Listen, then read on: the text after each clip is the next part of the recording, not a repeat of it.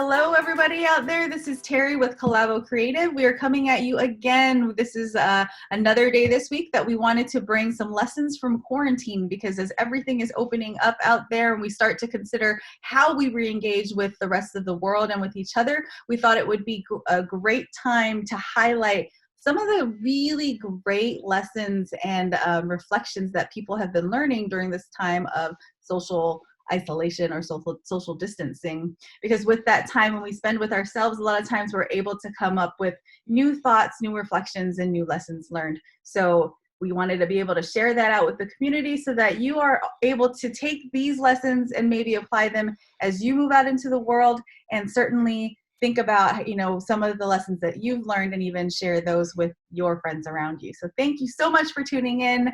Today I have two new friends. These are two wonderful people that I've been able to learn so much from, because I've known them for several years now, and I will let them introduce themselves so you can understand why they are expert learners and why you should be listening to the lessons that they have to share. So we're going to start off with George. George, could you introduce yourself? Yes. Hello, everybody. My name is George. I'm George Ocante. I'm based here in Indianapolis. I work with Purdue Extension as an extension educator with a focus on community development and a specialty in building leadership.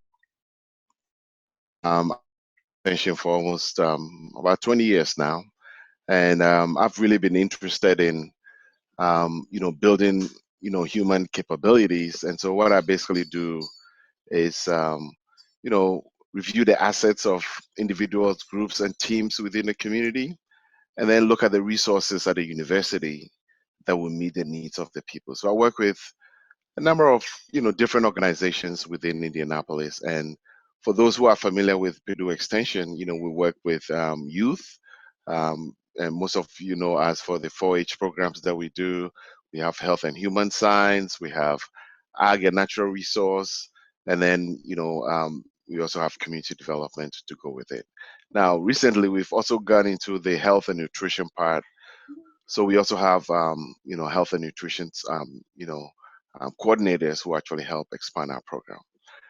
So, I've been in this space for quite a while, and I really just enjoy, helping people grow. One of the new terms I hear is I'm in the human engineering business. So, you call me, a growth specialist, somebody who is really interested in building human capability, helping people to learn about best practices and next practices, Mm-hmm. and see how they can effectively improve whatever they do. So that's pretty much who I am. Well, usually when I speak, people say, "Well, I feel some accent over here." So let me I'm originally from Ghana, West Africa. I've lived in Indianapolis for almost 27, 28 years. I see myself as a Hoosier with an accent. So um, that is what drops in people's mind. Oh, he's got a pretty cute accent over there. So what's that from? So let me just get that one out of the way so we can focus on, how we build people and how we help people grow. Nice. Thanks for sharing that, because it's true, right? That's a lot of what people think is, where's that accent from? And human engineering, interesting. I've never, I've never heard about it that way, but that is interesting. All right. All right, Nikki, can you introduce yourself? Hi, everyone. I'm Nikki Gracia, and I'm based here in Indianapolis too. But as George just shared, I'm from Mexico, and I also have my accent. I also have my accent, but I can consider that is my own music box. So, yes. So I am a design researcher with Collabo Creative, but most of I'm a I'm a researcher. So what I find interesting is that I find myself talking to people every day, inquiring about how they feel, how they're doing in their, to understand better their jobs, their life. And I mean, that's something that I also do on a regular basis. It's just like trying to listen to people and learn from their experiences. And it's just so interesting, because every time that I talk to somebody, I always learn something from them and apply it to myself. So I just love being able to interact with people, and like right now. Thank you so much for having me here. Oh, thank you so much for being here. Thank you both for being here. Like I'm glad that you all are willing to come on and share your lessons learned because, as I said earlier, I respect both of you for your abilities to be such great learners and such great teachers in that way. So I thought you would be fantastic. And it just so happens you both have accents. How interesting. I didn't even think about So today we get very diverse perspectives because you bring with your own experiences here in Indianapolis, your experiences from abroad as well. So that's going to be really interesting to hear.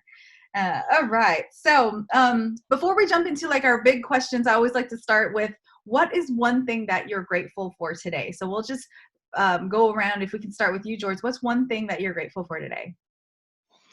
Well, I'm grateful today because I woke up this morning, feeling, you know, um, healthy and well.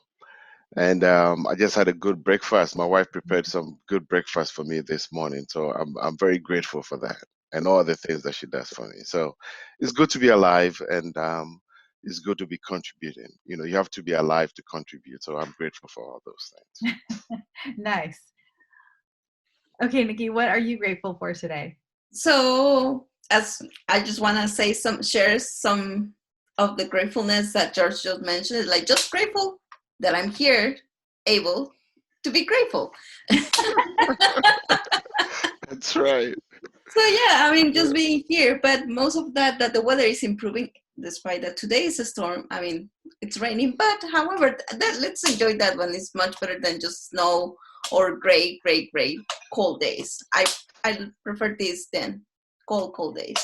That is true. Yes, there is no snow and no freeze warnings. Correct. Oh, and I love that. Yes, just being grateful to be here, right? To be alive. And I love your connection, George, to be alive, to be able to contribute, because you cannot contribute if you are not alive. That is awesome. All right. So now that we're all feeling really good and we are, looking forward to the day and we're grateful to be contributing, let's start contributing. So we'll jump in with that first big question, which is what's one thing that you learned during quarantine? So what's one lesson that you want to share that you learned during quarantine? And let's go backwards. I'm going to start with Nikki this time. All right. One lesson that I learned from quarantine, self-discipline. That was my number one. It's just like quarantine is being at home. Yes. Being away from everybody. Yes. So it's very easy at the beginning to say, oh, like I'm just by myself. But then you realize that, yes, you are by yourself, but you're still part of a whole, part of a team, part of a family member, part of everyone else. So you still need to connect somehow with your office, with your family, I mean, in my personally, with my family back home in Mexico. So yes, you are at home, but still need to connect. So self-discipline, to have time to find right time for everybody, for myself and for work especially.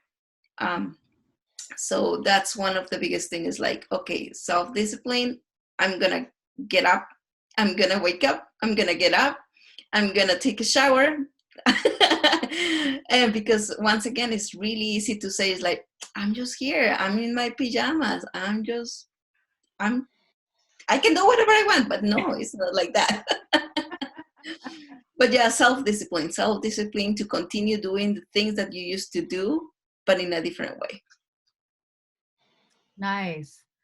Okay, George, let's pass that question off to you. So what's one lesson that you learned during quarantine?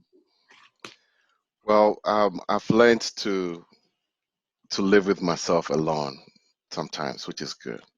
So, as an extrovert, one of the things that occurred to me when we're talking about shutdowns and all the things that comes with it, I thought I was going to die. It's like, so how is life going to be if I can connect with my friends, or I can go out and have a beer, or I can just get up and go do something and come home, and just staying at home and being with myself. And I mean, that was just going to be like, what am I going to do with my time? What am I going to do with myself? But then as time went on, I came to realize that, I pivoted to, you got to learn to, to live with yourself alone, and you can still be very productive within this space. So I kind of got into some, meditation and some yoga practices, and, just reading and staying quietly and listening to some nice, cool music on the background. And after a couple of weeks, I kind of got satisfied with it. So now I've learned to, contend with myself, and be alone and reflect and see the beauty in not just getting busy, busy, busy, busy with everything, but really staying back and reflecting on what you're doing and really thinking about how you can do what you're doing better. So it's Yes. giving me a time to reflect on what I was doing, and got in time to reflect as to what are some of the best ways to do it. Was I doing it the best way, or are there other ways in which I could consider now? So the best learning I've got from this time is, learning to embrace my aloneness and use that for reflection, and giving me some more energy as to how I can do things better. Mm-hmm. That's awesome. And it's kind of interesting. I think both of you have something similar in there, right? Like in that time alone, in that space that you have now for yourself, how do you leverage it and use it in the best way possible is kind of what I'm hearing from both sides. Yeah. And it's always interesting because like I haven't heard both of your lessons learned completely to put things together. So it's always kind of serendipitous when we bring people on and there's always a connection. It's really fascinating. Nikki, what were you going to say? Oh no, I'm saying is that yes, as a person that enjoys being, I mean, I'm just talking about myself. As a person that enjoys my quiet space, I could easily just go into my bubble and be happy with it. I mean, I enjoy that by myself time, and also, I mean, during this quarantine, I was kind of like, yay. And but part of what I was saying, that self-discipline for myself, it's just like you need to still be part of the world. You cannot just be with yourself. Well, so George, I heard you had used that time and leveraged your aloneness time and did some meditation for reflection, and that was helpful. Nikki, did you have anything that you did to help you with that self-discipline and staying connected with the rest of the world? Yes, it was also part of reflection. Like I took some time to reflect. Okay, what is the things that I want to, I mean, improve in my for myself professionally, is that what I need to do right now, what I need to complete. But in the future, since I have this time that I'm not missing time going back and forth from work, driving, that which is usually missing time. So what can I do? I'm gonna use it to think about how can I do to do things better at work, how to do things better for myself, like for example like reading, giving myself time to read and to update and read some articles about my profession, about design research, but just thinking about, okay, what I need to do, what I'm doing now, what I did before, and what I'm going to do after. So it was just time to reflection. And as part of my self-discipline is, okay, going to your desk or your new office, home office, and be there, because it can be, once again, it can be easily just like laying it on the bed and it's like, no, I'm thinking, no. Go out there and really do it, not just think about it, do it. So yeah, that just pushing myself is like, no, I need to do it. So it's just like every putting reminders that I mean, not reminders in the sense of notes, but cue things that I put, like my shoes next to my bed, or my computer in a certain way that reminded me that I needed to do blah blah blah thing. So it was just one thing, adding one thing extra every day. Nice. It's So like you this have needs to. Mhm. That was awesome. So you have like these cues, visual cues to help Correct. you with that habit. Yes. Atomic habits. Oh, Yes. I love it. How about you, George? Did you have any other tactics that you had put into place to help you with figuring out how to use your time alone?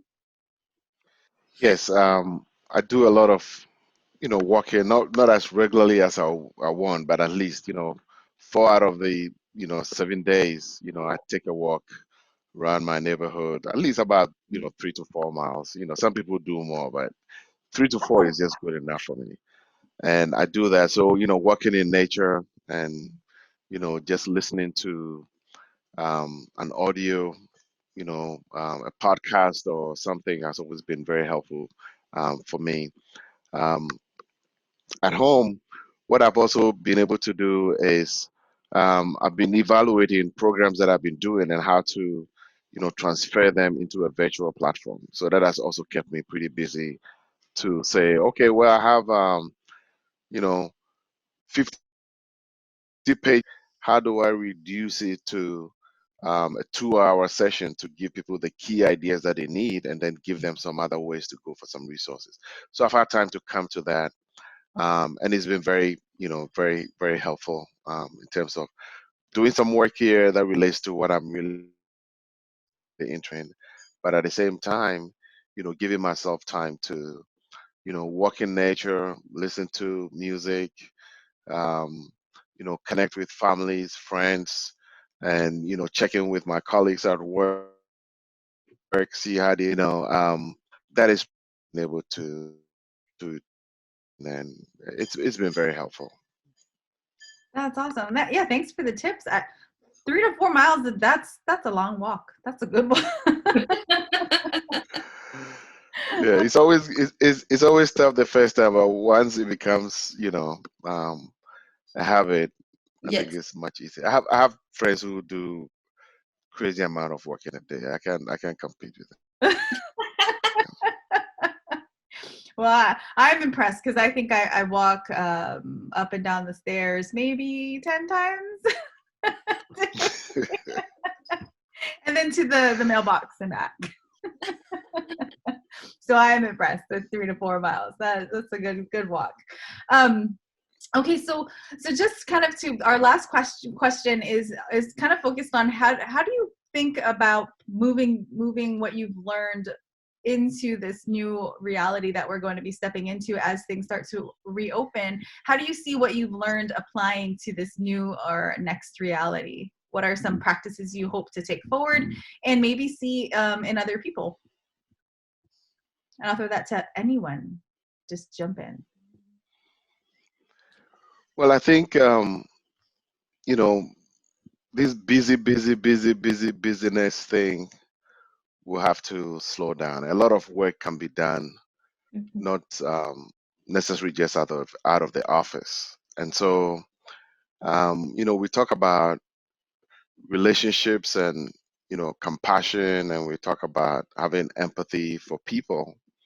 Um, I've been with the people in my office for so many years, and this break had just shown me that there were some things that we could have been doing that we didn't do then, which is reinforcing and increasing the authentic relationships that we can create amongst ourselves. Because one of the things I noticed is throughout this time, although I was able to reach out to some of my colleagues, I was able to talk to them and find out, um, most of them really did not. I don't know the extent to which they were reaching out to me or to other people. So that made me kind of think. I mean, do they like or don't they like me? Am I the only person who likes them or something like that? So when I go back, what I'll be interested in is, really evaluating the level of our relationship in terms of the authenticity of it and how we take care of it. Because we spend almost about a third of our time in the workplace. So the question is, if we can be able to be apart for almost like 2 months and still get work done and things like that, then what are some new things that we could be doing for the relationship that we already have, and how can we do it better? Mhm. My conclusion with some of these things is that, well, I think I can be very, very productive just working out of the office. So I'm not very excited about going back to the office, because work can still be done, but you can go there and there are some things that you have to do, in the office. But you know, if you have to go back to the office, I think the relationship that we have with our colleagues, we have to rethink it and authentic and useful, because we need each other, and there's no a better time to need each other more than we have now. So we should do a better job with our relationships, because if something happens, we should be there for each other. And so I'm going to be focusing more on relationships and seeing how we can be there for each other, reducing levels of competition and other things that exist within our organizations. And everybody is saying we are in this together. Well, let's make it real. I mean, how does that look like in our workplace? So I'm really looking forward to um, not just restarting where we left off, but I'm looking at rethinking and behaving in ways that enhances, our ability to build better relationships and be authentically engaged in the level of our productivity to the people of Marion County. So that's what I'm bringing in. Oh, that was awesome. You gave me goosebumps. You're like, we say that we're in this together, so how do we make that real in the workplace? Oh, gave me goosebumps. I love it. That's so exciting. I can't. I'm looking forward to hearing back. We might come back in a couple months once we start to reopen and revisit some of these lessons learned. So I'm excited to hear how you start making some shifts there in your workspace, because I know you're a shaker. You're a mover and shaker. So Purdue Extension, watch out. Okay, Nikki. And same question to you. How do you think you'd like to see these lessons being applied as we reopen? I'm thinking about what George just said about the connections, keeping on with the connections, because I think right now during this time, a lot of people wanted to connect because they felt that they were apart, as I was saying earlier too. But keeping that conversation with the others is like, but now everybody listen carefully, because everybody's going to have an experience from this quarantine. So how are we going to stay connected after we are connected again? Because we're going to be able to see each other, but we need to work, or I will work. Personally, that's what I'm going to do, is like getting more in contact with people and say like, well, now that we can face each other, how are you doing?